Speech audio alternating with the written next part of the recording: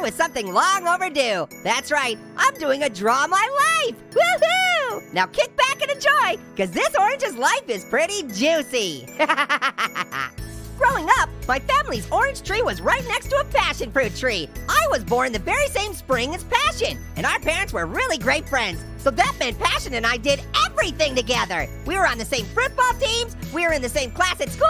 Wherever Orange was, there was Passion. Wherever Passion was, there was Orange. Okay, I'd like to pause for a moment to clarify something. I am not in love with Passion, and I never have been, okay? I'm not. Just because we had like an impossible amount of fun together growing up in an orchard together does not mean we love each other, okay? Good, glad we cleared that up.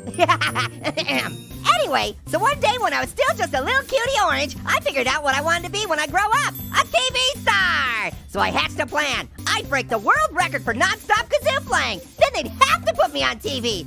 I was already super good at playing the kazoo non-stop, but I knew I'd have to practice if I was gonna get on TV. So that's exactly what I did. I practiced and practiced and practiced and practiced. Day and night, night and day. Soon, I was getting so good at kazooing that everyone in the orchard would scream encouragement at me until they were blue in the face. Especially when I practiced kazooing late at night. That's when they'd yell encouragement at the top of their lungs. Probably because they could see how hard I was practicing. I could never hear exactly what words they were screaming at me since the kazoo was so loud, and also because I didn't have any ears. But I knew one thing for sure, their words were definitely heartfelt. But I couldn't help but notice that no one ever screamed encouragement and Passion, and she totally deserves it. She was always getting really good grades at school, she was always scoring punch-downs at the football games, and she never had people screaming in her face. I felt kind of bad, because she was really talented and great and nobody ever seemed to scream congratulations at her late at night. So that's when I decided, someday when I made it on TV, I'd invite Passion to be on TV with me. I couldn't wait to tell her my plan, but I never got a chance to, because one day when I was telling super hilarious jokes to everyone else in the tree,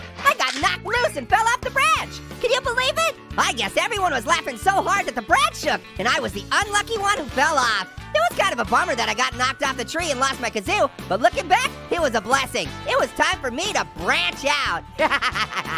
Anyway, I fell to the ground and I started rolling. Oh, I couldn't stop. I rolled straight out of the orchard, down a hill, through somebody's bathroom, and off a super sweet jump. While I was midair at the pinnacle of my jump, I looked down at the world below, and I could see the orchard way off in the distance. But I could also see the rest of the world laid up below me. It was so big. There were so many people and places and things. And in that moment, I realized all of those people and places and things needed puns told about them. I was leaving my kazoo and orchard behind, but I was gonna be just fine. Anyway, I was up in the air for quite some time. It was a really big jump, you guys. Met an airplane while I was up there. Had to fight off a couple birds, and I even started to miss Passion a little bit.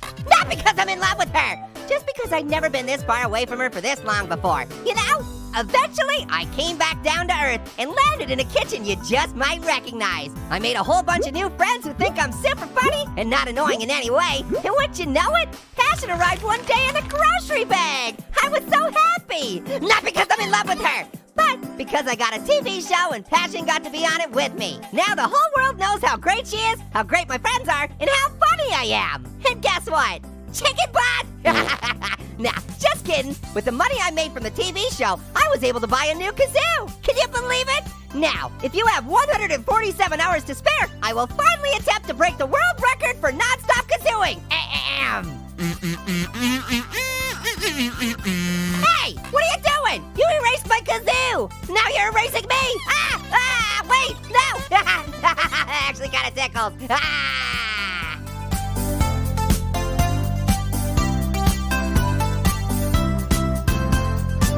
Happy Shocktober, fruit lovers! A while back I did a Draw My Life episode, but today I want to tell you about the spookiest, scariest dream I've ever had. It's pretty weird, but then again, what dream is it? So get ready for a glimpse into the mind inside the rind, cause this is the Annoying Orange's Draw My Nightmare.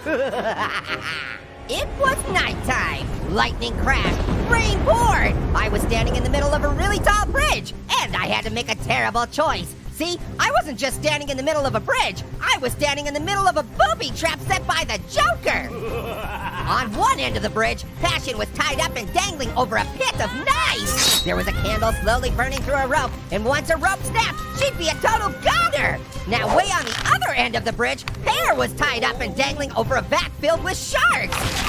as soon as his rope burned all the way through, he'd fall into the shark vat, and all those innocent sharks would probably die from boredom after talking to him for a while. The Joker told me I could only save one, and I had to choose now. Now, okay, I'll admit, I started moving in the direction of passion. I mean, I blitzed, okay? I literally moved one muscle, but that doesn't mean I'm in love with her, okay? It doesn't.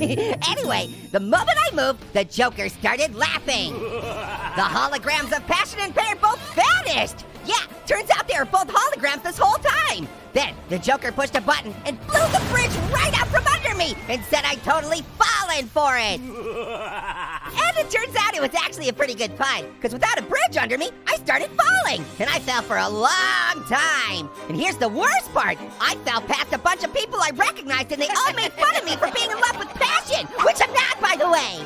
But I didn't have time to explain it to them because I was falling way too fast. But here's where it gets really weird. A lot of them were in their underwear. And that's when I looked down and realized I was in my underwear, which made no sense because the only time I ever wear underwear is when I'm dreaming. And that's when I realized I was in a nightmare. I started looking forward to hitting the ground because you always wake up right before you hit the ground, you know? So I kept waiting to hit the ground, and I kept waiting, and finally I realized I was traveling through a tube that went all the way through the center of the earth. There was no bottom. And to make matters worse, as I passed through the middle of the Earth's core, I got blasted with radiation from all sides. I started to mutate and grow extra eyeballs on my butt. Well, I thought it was actually kind of cool at first, but I'd soon regret having all those eyeballs when I finally popped out on the other side of the world in China. That's because, like, every scary person ever was there to jump scare me as soon as I came out of the tube. Freddy was there, Slender Man, Bendy, Baldy, my 6th grade English teacher. We're talking scary people. And I had enough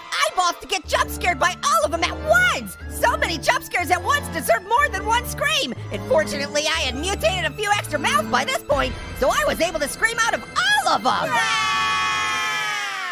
Anyway, me and all my extra eyes and mouths fell back down into the tube and started falling back towards the other side of the world, which I was actually pretty excited about because this time when I passed by all those people telling me I love passion, I had enough mouth to explain the truth.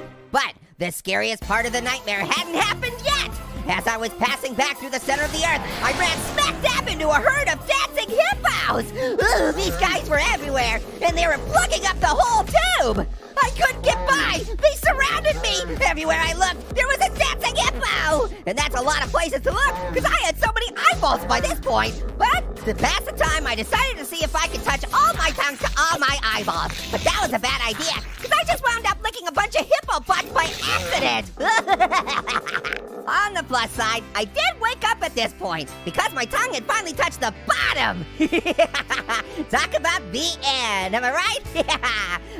Okay. See you next time. And just remember, I do not have passion, okay? I'm out!